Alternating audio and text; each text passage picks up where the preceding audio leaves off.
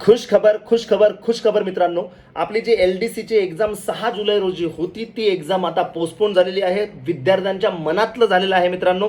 भरपूर विद्यार्थ्यांना खूप लांब लांबचे सेंटर आलेले होते, ती गोष्ट तर होतीच. प्लस ते जे एक LDCची जी एक्झाम होती त्याची किती पारदर्शकता राहील याच्यावरही थोडासा संशय आलेला होता मित्रांनो.